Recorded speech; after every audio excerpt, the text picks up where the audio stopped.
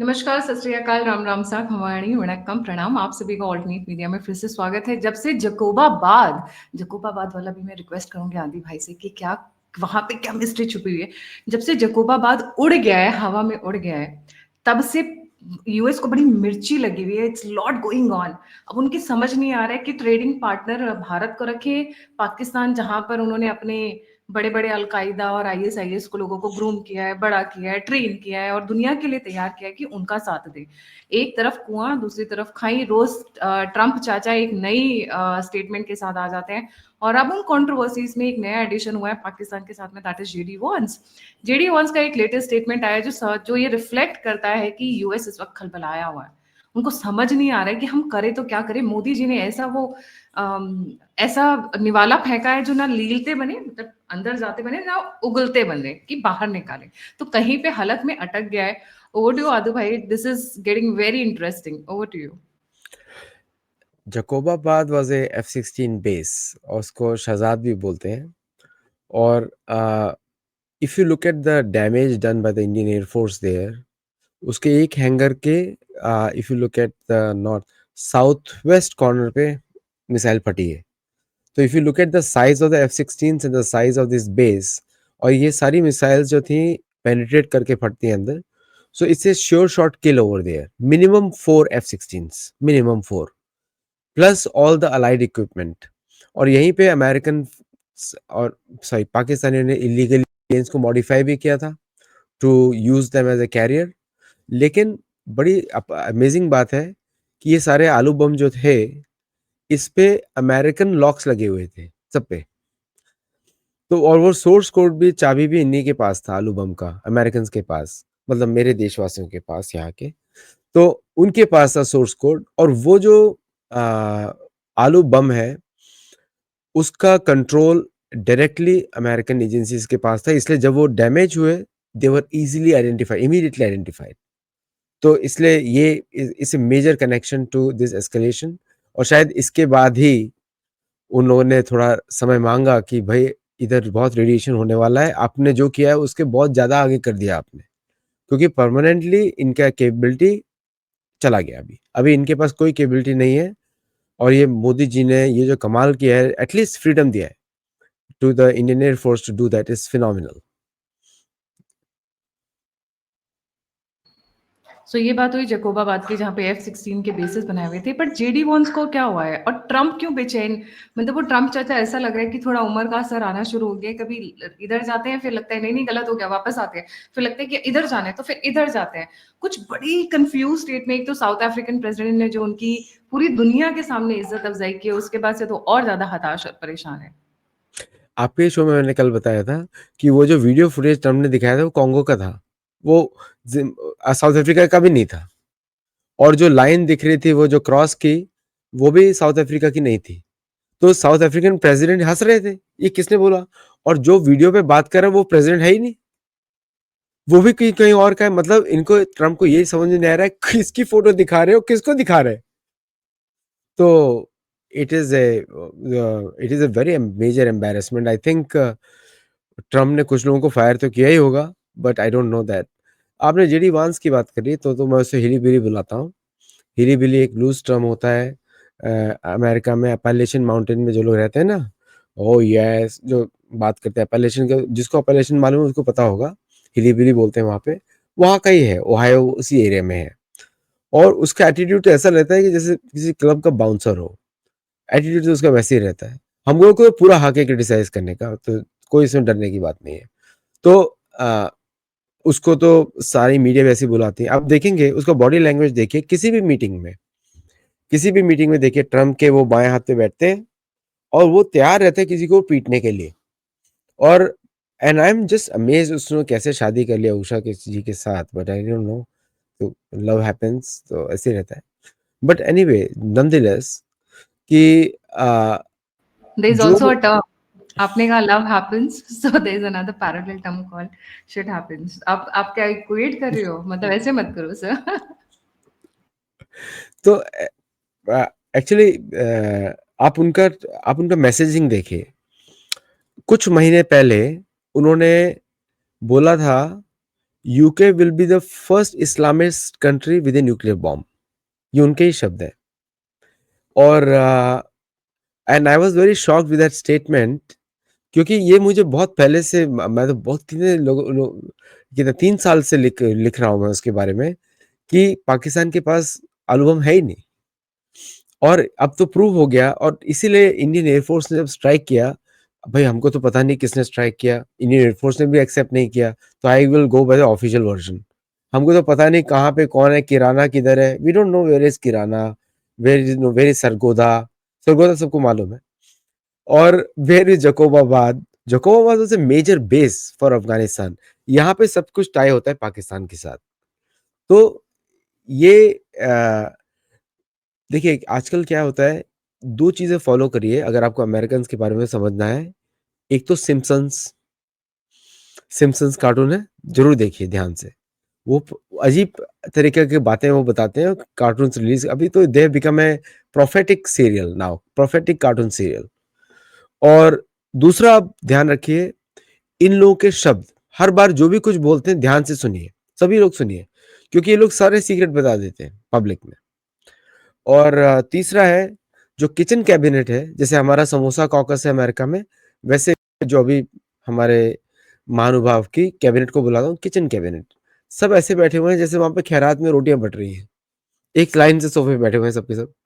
उनके पीछे उनकी मीडिया खड़ी हुई है बड़े बड़े माइक्स लेके। ठीक है। और एक तो उनकी जो स्पोक्स पर्सन है वो, उसको तो बदतमीजी के अलावा कुछ आता ही नहीं है। जैसी बात तो आई डोंट थिंक सो ये जो Americans, these guys don't represent all Americans. And believe me, there are some very good classy Americans who speak honestly, and they represent their country much better than these people. तो JD once ने अभी recently क्या कहा, अभी अचानक से? ये तो पुरानी वाली बातें हो गई। पुरानी वाली बातें होंगी। जेडी वॉन्स ने अभी अभी उसने बोला पाकिस्तान के बारे में कि we are going to see how Pakistan develops, ऐसा कुछ बोला उसने। तो ये उसने बोला स्टेटमेंट। अच्छा, इन सब स्टेटमेंट्स को you take with a pinch of salt, क्योंकि इनको पहली बात तो ट्रम्प ने यू टर्न माना है। पहले तो जब उसने बोला कि इंडिया पाकिस्तान को इक्वेट किया था, अब भारतीय स्ट्रॉन्ग रिएक्शन देख के अब वो बोल रहा है कि I did not suggest anything like that. मतलब वो वापस गया है वापस। This is a victory for India. और प्राइम मिनिस्टर मोदी का स्टैंड बड़ा क्लियर है, significantly from the day 1 to now, कि only thing negotiable is POK and the vacation of illegal occupation of Kashmir land by Pakistan. Now, JD Vance का जो statement है, recent statement है, वो एकदम हवा में है। आई डोंट थिंक सो कि उसको रियलिटी कुछ मालूम है। और उसको जो इनपुट्स दिए जा रहे हैं फ्रॉम द रिपब्लिकन बेसिस, इसमें से बहुत सारे जो क्लासिकल रिपब्लिकन हाउसेज हैं, जैसे आपका विवेक रामास्वामी, जो कि एबीसीडी के जैसा है, अमेरिकन बॉर्न कंफ्यूज देसी। और दूसरा उनको जो एक और फीडबैक दिया जा रहा है फ्रॉम द एक ग्रुप है इनका, हेरिटेज ग्रुप करके, एक ग्रुप है, वहां से उनको स्टेटमेंट दिया जा रहा है। तो हेरिटेज ग्रुप, ये सब ग्रुप जो है, इनके पास जो भारत के बारे में इंफॉर्मेशन है, that is very text book American information. उनको लगता है कि पाकिस्तान और अमेरिका को, भारत को कंपेयर करके, they are trying to play a grand geopolitics. I will suggest them to consult the military CENTCOM, Central Communication. I would ask them to consult them, because CENTCOM is the one which runs the foreign policy for India. जैसे जैसे India में क्या होता है कि external affairs ministry जो है represent करता है फॉर द होल इंडिया। ऐसा नहीं होगा कि वेस्टर्न एयर कमांड या ईस्टर्न एयर कमांड या कोई military formation will represent. America में क्या होता है, military commands define the foreign policy. तो उनको जैसा लगता है वो वैसे काम करते हैं for their interest, which can be very myopic. और जो इनको डायरेक्शन मिलता है पेंटागन से, which is we are not private, हम लोग तो we are just sourcing the public information. तो मुझे ऐसा लगता है, विच आई मे बी रॉन्ग, लेकिन मुझे डिस्क्लेमर डालना जरूरी है इधर, कि पेंटागन को जो इंफॉर्मेशन है about the current state of Bharat is coming from the old school of Pentagon, old school of Pentagon, which always believed in equating Bharat and Pakistan so that they can continue their games. वो information आ रही है, इसकी वजह से blunders पे blunders हो रहे हैं, जैसे बांग्लादेश का ब्लंडर, जो कि और जो इक्वेटिंग और मेकिंग चाइना एंड मतलब अराकान को सपोर्ट करना and against the Janata, military जनता, और फिर China versus Pakistan, India, China versus India, वो ये पुरानी इंफॉर्मेशन है. दे डोंट नो कि after covid and after Modi came to the power, and despite Galwan and despite all these military things, Bharat और China consistently are trying to find a common ground कि वो दोनों दूसरे से एक दूसरे से युद्ध न करें. They consistently trying to find 2020 के बाद में, और and they are moving towards that direction, क्योंकि दोनों को पता लग गया है कि ये एक ऐसी बिल्ली है जो दो बंदरों के बीच में रोटी को बांटने की कोशिश कर रही है. So they had want to keep them away. Bharatiya foreign policy is very clear: bilateral discussions only with any country, including US. तो US का कोई लोकाई स्टैंडिंग नहीं है of any issue of Bharat with any other country. उसका बहुत important reason है, और शुरू में शायद दर्शकों को समझ में ना आया कि भारत ऐसा क्यों करता है. देखिए, आपको ये समझना चाहिए, जब आप थर्ड पार्टी को इन्वॉल्व करते हैं आपके कॉन्फ्लिक्ट में, तो उस थर्ड पार्टी के इंटरेस्ट भी जुड़ जाते हैं, और जो बेनिफिट जो आने वाला है उसका जो ट्राई पार्टी डिवीजन भी होता है, पहली बात तो, और दूसरा आपकी सॉवरेंटी लूज हो जाती है उस चक्कर में. तो भारत का एक प्रिंसिपल स्टैंड है फ्रॉम बिगिनिंग कि it will always be bilateral. The last time Bharat ने जो गलती की थी यूनाइटेड नेशंस में लेके जाने की यूनाइटेड कश्मीर को, that was the last time Bharat did it, and after that there is no chance. तो जेडी वांस के जो आप क्वेश्चन पूछ रहे हैं कि ये सब लोगों को फॉरेन पॉलिसी का कोई ज्ञान नहीं है. लिटिल मार्को तो क्यूबा से ही खुश हो जाए तो उतना ही काफी है, एंड लिटिल मार्को को क्या आइडिया है एशिया का, मिडिल ईस्ट का, कोई आइडिया नहीं है. और इनके जो स्कूल्स ऑफ थॉट्स हैं, 21 साल का बच्चा बता रहा है आपको South Asia policy, 21-year-old kids, 23-year-old kids, जिन्होंने जो आर्टिकल्स पढ़ पढ़ के डिसाइड करते हैं. So I don't think so that kind of inputs जो इनको मिलते हैं वो दे आर एक्यूरेट. और इनके जो एडवाइजर्स हैं, I think they should listen to their own embassy in India, जो कि पूरी की पूरा एम्बेसी स्टाफ हिंदी में बात करता है. So they should listen to them and find out what's the foreign policy. लेकिन ऐसा कुछ है नहीं, इट्स डिस्कनेक्टेड टोटली. तो you will more surprising discussions or announcements in future. Right. And what Suppose about Trump? Trump is also changing his stand. And पता नहीं अचानक से भारत के पीछे क्यों पड़ गए हैं? What is wrong with him? आलू बम और क्या. ट्रम्प के आलू बम थे वो. हाँ, सीरियस इन्हीं के आलू बम थे. उसके उसी के मतलब सब पूर्वजों के आलू बम है वो सारे. तो एक बात याद रखिए आप कि नेशन जो अमेरिका का जो पॉलिसीज हैं वो ट्रम्प ने निर्धारित करता, न बाइडेन करता है. ये स्ट्रेटेजिक आते हैं मिलिट्री सेंटकॉम से. भारत के लिए सेंटकॉम है. CENTCOM is the one who decides the policies, not political parties. उनको मालूम है प्रेसिडेंट बदलता रहेगा, लेकिन मिलिट्री डिसीजंस हैं ये सारे सेंटकॉम से आते हैं. तो अगर सेंटकॉम को लगता है कि उसको करंट जो, देखिए बांग्लादेश का इसमें ज्यादा प्रॉब्लम है, because Bangladesh has to deal with Pakistan, India and USA, और तीनों पिटाई करेंगे, तीनों के तीनों पिटाई करेंगे. देखिए मैं तो अभी कहीं पे सुन रहा था, चाइना भी सुन रहा था कि वाई ईस्टर्न जो कमांड है भारत का, वो ये पूछ रहा है कि why northern command has all the fun and we don't have. ये बात हो रही है. So eastern command is looking for fun. Fun आप समझ सकते हैं, आतिशबाजी. और जो भारत की आतिशबाजी है उसको अमेरिका भी मैच नहीं कर सकता. बिलीव मी, अमेरिका भी मैच नहीं कर सकता, क्योंकि लॉजिस्टिकली पॉसिबल नहीं है, ओवरवेल्म हो जाएगा. तो अगर भारत का के साथ वो केस होता है तो बांग्लादेश का क्या हाल होगा किसी को पता नहीं है.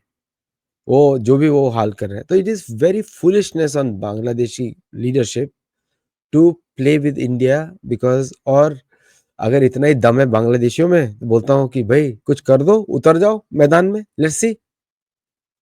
पाकिस्तानी तो फिर भी तुमसे थोड़ा सुपीरियर दिखते हैं, तुमको तो हवा में उड़ा देगा। हमारे तो Assam rifles, Tripura state rifles, बहुत सारी यूनिट्स हैं, बहुत सारी यूनिट्स हैं। और जंगल वॉरफेयर में तो there is no army in the world who can do jungle warfare than India. Vietnam भी नहीं। Indian forces are considered the best in jungle warfare. In fact दर्शकों को मालूम होना चाहिए, American Navy SEALs and American Delta train in Mizoram jungle school, वहां पे उनकी ट्रेनिंग होती है। तो मूवी में दिखाते हैं जो टार्जन या जो भी रॉकी दिखाते हैं, वो सारे रॉकी भारत में ट्रेन होते हैं और कहीं नहीं होते। और अमेरिकन रॉकी पे तो इंडियन फोर्स हंसती है, बोलती है कि 2-2 मिनट में इसको मिनरल वाटर चाहिए। फिर Indian soldiers don't need that mineral water. Indian soldiers सांप भी खा लेंगे, कुछ भी कर लेंगे, they know how to survive. Different. इसके साथ साथ Trump is gone bad on the international payments. जैसे जो भारतीय यूएस में रहते हैं, जब वो घर पैसा भेजना चाहते हैं तो उसके ऊपर वो टैक्स लगाएंगे। वो तो उनका पैसा है, वो चाहे भारत भेजें या फिर चाइना भेजें या फिर यूएस भेजें। Is it only with respect to Bharat, या फिर ये चाइनीज के ऊपर भी है जो वहां पर इन्होंने लगाया है बेसिकली?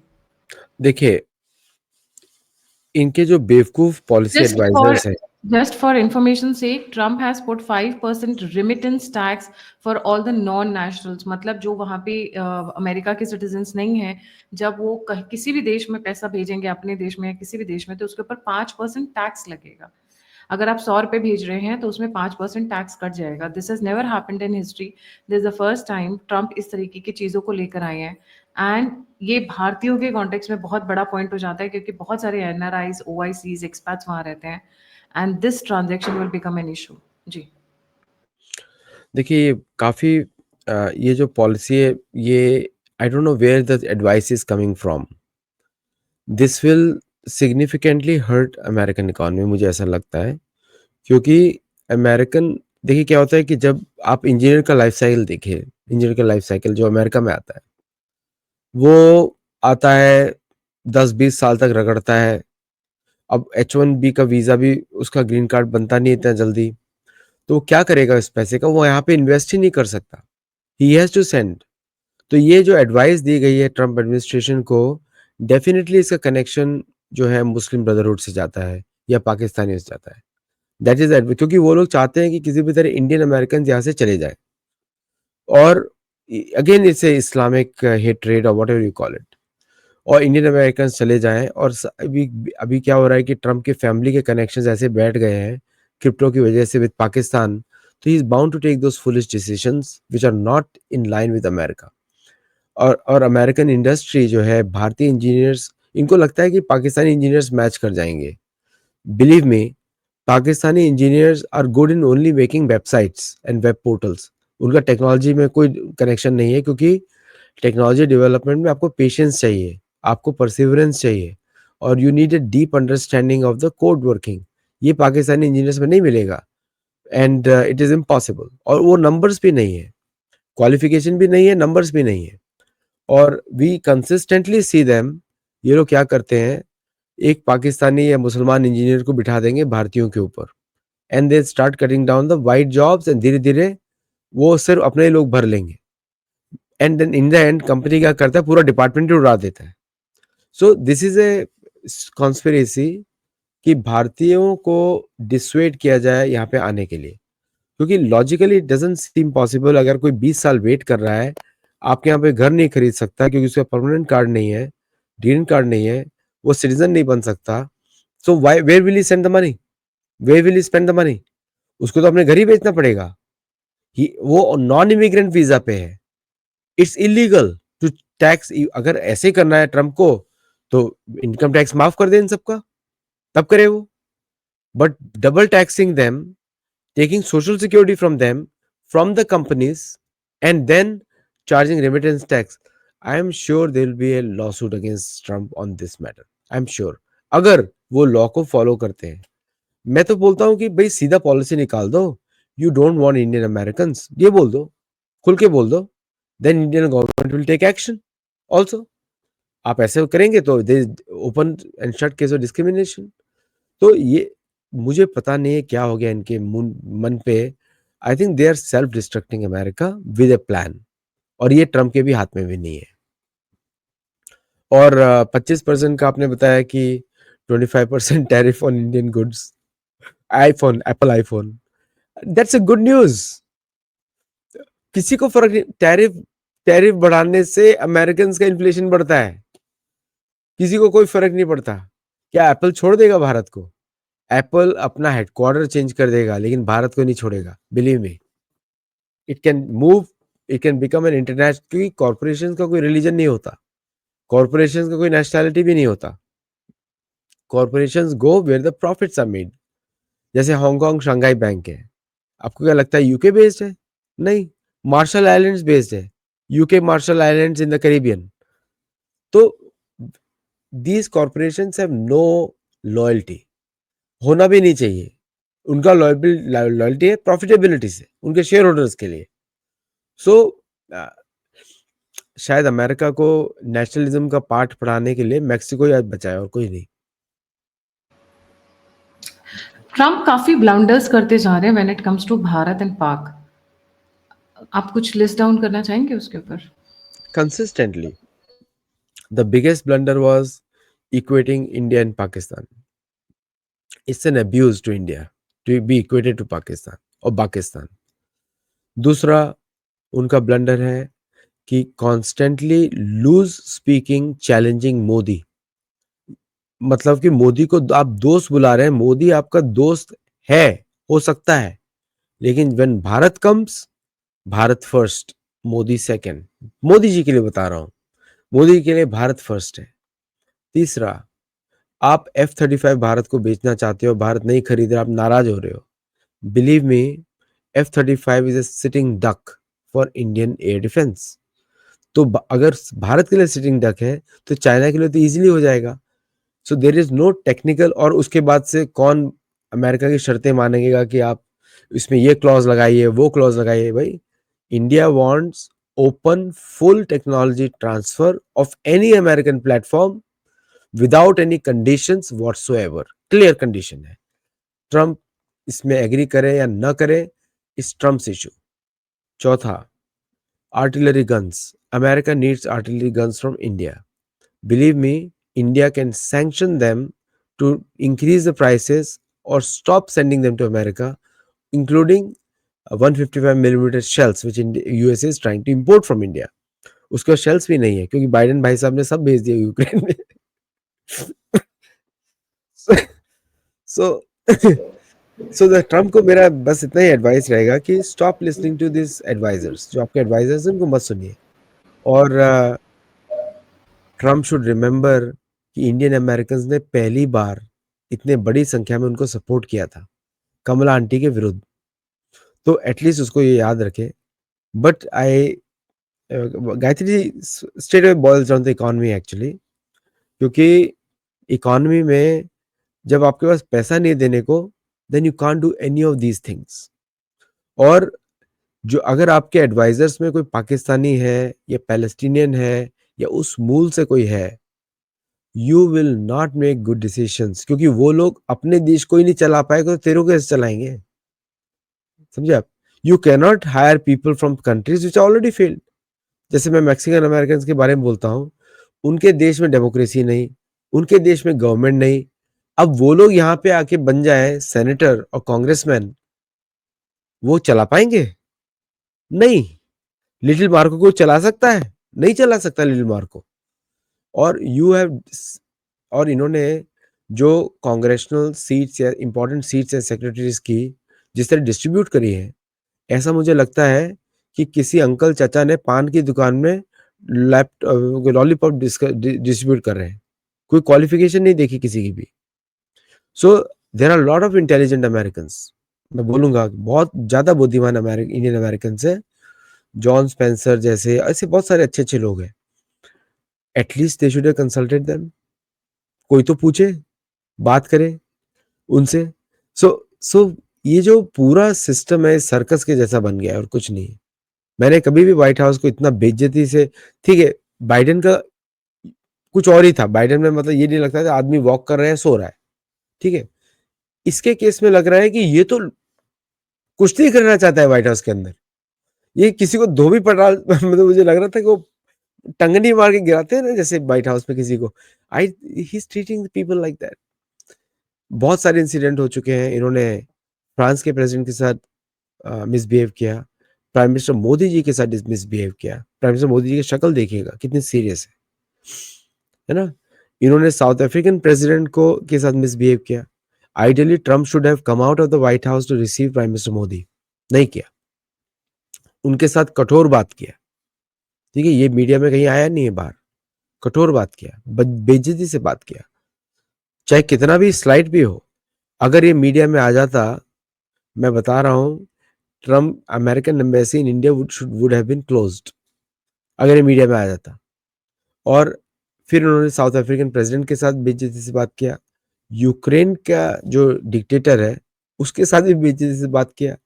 फिर आपने जर्मन के चांसलर के साथ बेइज्जती से बात किया। आपने ब्रिटिश प्राइम मिनिस्टर के साथ बेइज्जती से बात करी। तो किसको छोड़ा है? किसको छोड़ा है? नॉर्थ कोरियन प्रेसिडेंट को, ठीक है, पाकिस्तानी प्रेसिडेंट को। तो आई थिंक विपरीत, एक बोलते हैं ना, विनाश काले विपरीत बुद्धि, ये लग रहा है मुझे इस समय। And how is Modi ji going to respond to this entire thing? अभी जो जेडी वॉन्स का आया है, फिर एप्पल के सीईओ का आया है, ये बैक टू बैक जो चीजें आ रही हैं, आपको क्या लगता है? Are we preparing not for Pakistan and Bangladesh, but are we preparing for any casualties or any kind of attack from coming from America? क्योंकि 1971 वॉर में हमने देखा था किस तरीके से यूएस ने भेज दिया था, अपना वॉरशिप भेज दिया था, but see because the Lavrov Russian send it at the same time, तो इसलिए बैकफुट पे आ गए थे और प्लस ये टाइम से पहुंच नहीं पाए थे बेचारे, खाते पीते पार्टी करते हुए आ रहे थे, तो थोड़ा सा डिले हो गया था। अदरवाइज इन्होंने भेज तो दिया ही था अपनी तरफ से। जी। आपने बहुत ही अच्छा क्वेश्चन पूछा है। लावरो का स्टेटमेंट देखिए थोड़े दिनों पहले। लावरो ने बोला था there is a bigger conspiracy against Bharat. So Russians को मालूम है, भारत को मालूम है, ओके। और मेरे को ऐसा लग रहा है अभी कि Jaishankar is going to answer Trump going forward, not the prime minister Modi, okay. उसने अपना लेवल इतना गिरा लिया है कि जयशंकर अभी अमेरिका को ये लगना चाहिए कि शायद जयशंकर से विक्रम मिस्त्री पे आ जाए। बड़े अच्छे हैं विक्रम मिस्त्री जी।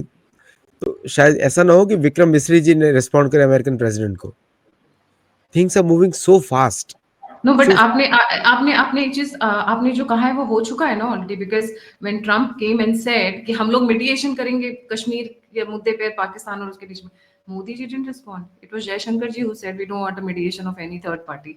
तो ट्रम्प बोल रहे हैं और जयशंकर जी रिस्पॉन्ड कर रहे हैं, it is not Modi who came and responded to that statement, तो वो लेवल ऑलरेडी गिर चुका है एक्चुअली। जी।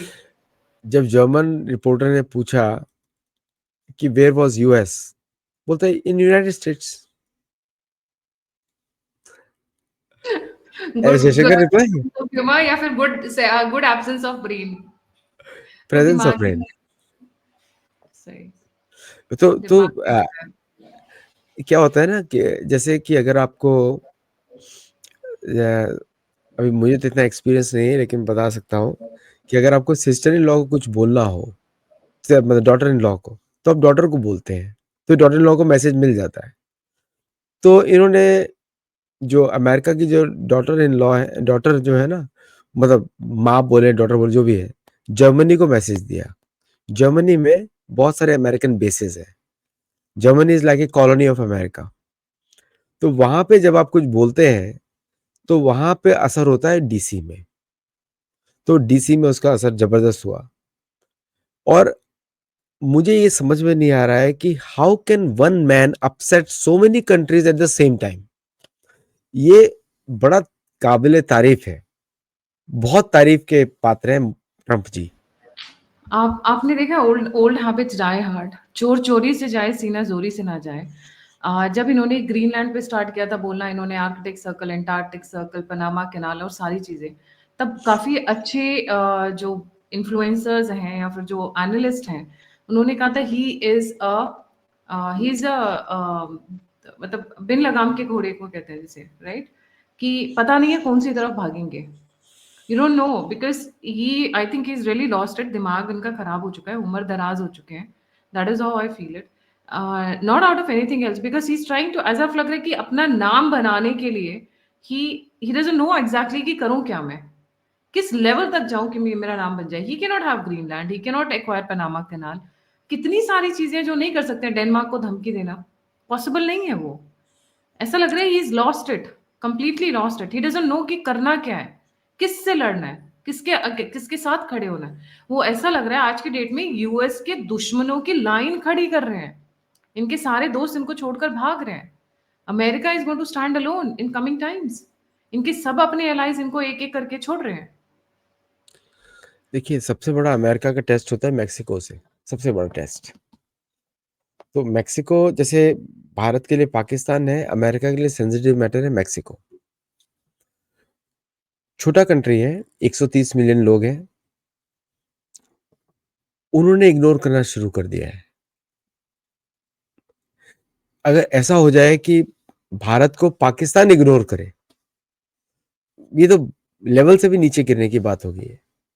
और American control every part of Mexico, वो इग्नोर कर रहा है, बाकी तो छोड़ दीजिए, वो इग्नोर कर रहा है।